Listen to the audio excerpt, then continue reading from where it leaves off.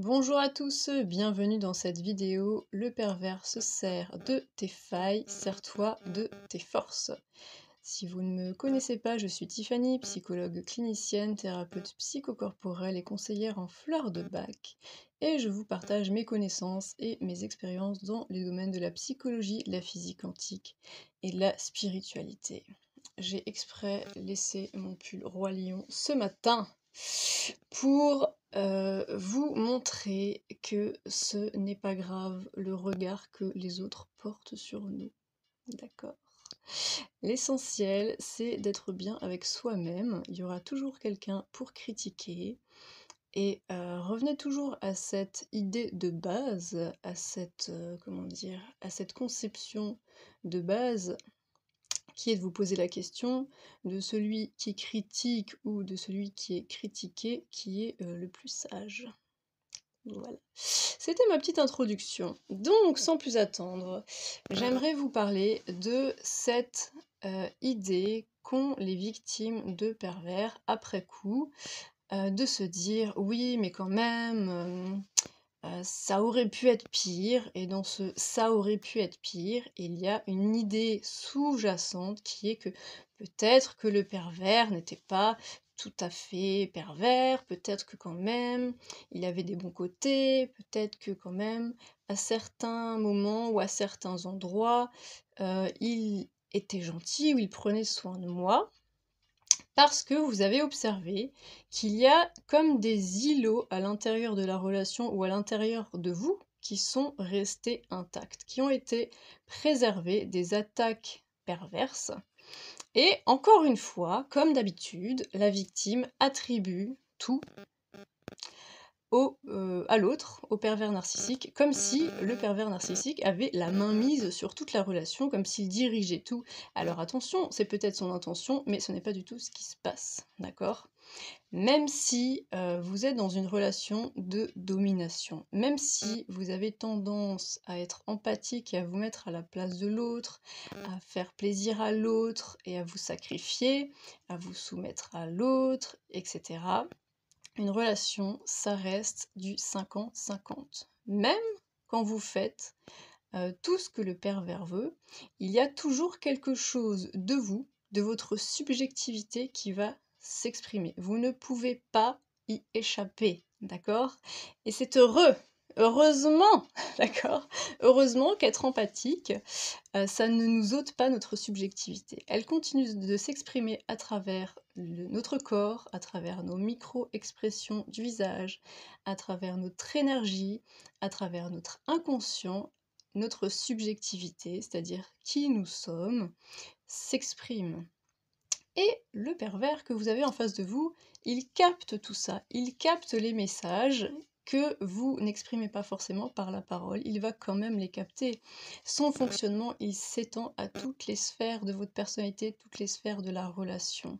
Là où il y a des îlots qui sont préservés des attaques perverses et du fonctionnement pervers, ce n'est pas du fait du pervers, c'est de votre fait. D'accord? Et ça, c'est très important à comprendre, puisque ce sont des forces que vous avez en vous et que vous ne remarquez pas tellement elles font partie de vous. D'accord? Les limites qui sont opérantes chez vous, vous ne les remarquez pas, mais le pervers, lui, il a testé. Il va tester toutes les ficelles, il tire les ficelles et il regarde là où ça prend, là où ça prend pas. Là où ça prend pas, il sait que il ne vaut mieux pas y aller parce que ça va chauffer pour lui. C'est tout. Mais en fait, c'est de votre fait. Et là, vous aider, comment dire, prendre conscience de ça, pardon, va vous aider à prendre conscience que finalement, il y a des choses chez vous qui résistent aux attaques perverses. Il y a des choses chez vous qui sont imperturbables, qui sont inattaquables, et ce sont vos forces. Donc servez-vous de ces forces. Allez voir quel domaine ou quelle chose le pervers n'a jamais attaqué. Est-ce que c'est une relation qui est très importante pour vous et le pervers a bien senti que s'il allait un petit peu attaquer de ce côté-là, de toute façon, c'en était fini pour lui parce que cette relation, elle passera toujours avant lui. Ça peut être, par exemple, ce genre de choses. Est-ce que c'est une confiance en votre intelligence, moi ça a été mon cas, hein, vous ne pouvez pas m'attaquer sur le terrain de l'intelligence puisque je sais depuis des années que c'est quelque chose qui est opérant chez moi et qui fonctionne. D'accord? Donc tout ce qui est lucidité, ça a été une grande force chez moi et quand je l'ai conscientisé, je m'en suis servie. D'accord? Ça peut être d'autres choses, ça peut être une confiance en vous par rapport enfin, à un domaine particulier, ou de toute façon, vous savez que vous maîtrisez le truc à la perfection, c'est même pas la peine d'aller vous chercher sur ce terrain-là, en fait, d'accord? Mais ça fait tellement partie de vous que souvent, bah, vous ne le voyez pas. Vous voyez pas qu'en fait, il y a une limite chez vous qui opère, il y a un truc qui est hyper solide à l'intérieur de vous, et que personne ne pourra aller ébrécher ça, aller égratigner ça, parce que c'est inattaquable en fait. Donc c'est intéressant d'aller voir où sont ces limites chez vous, où est-ce que le pervers n'est jamais allé voilà, tenter de vous chercher sur ce terrain-là, ce terrain où vous vous sentez bien sûr de vous, où de toute façon vous vous êtes jamais posé la question tellement ça c'est évident pour vous, c'est naturel, d'accord? C'est tellement naturel que vous ne le voyez plus, en fait. Donc c'est intéressant et bah, y a une limite qui revient dans toutes les relations toxiques. En général, c'est la limite de la violence physique. On est dans une société quand même où, ça c'est une bonne chose, il y a un gros travail quand même qui a été fait sur la violence physique. Au niveau judiciaire aussi, on a des outils pour lutter contre la violence physique et souvent, ce sont des relations toxiques où le pervers va bien sentir que si à un moment donné, il bascule dans la violence physique, c'est terminé, en fait. D'accord? Mais ça, vous n'avez même pas besoin souvent de l'exprimer. Il suffit que la personne tombe sur une victime qui n'a jamais connu de violence physique pour que ça constitue naturellement une limite pour elle. D'accord? Donc si quelqu'un, à un moment donné, va vous frapper, vous gifler en plein visage, alors, passer le stade de la sidération, ça va être tellement choquant, autant physiquement que psychiquement, qu'en fait, vous n'allez même pas réfléchir. Vous allez tourner les talons et il y aura même pas besoin de penser, ni de réfléchir, ni de parler. En fait, la limite, c'est ça.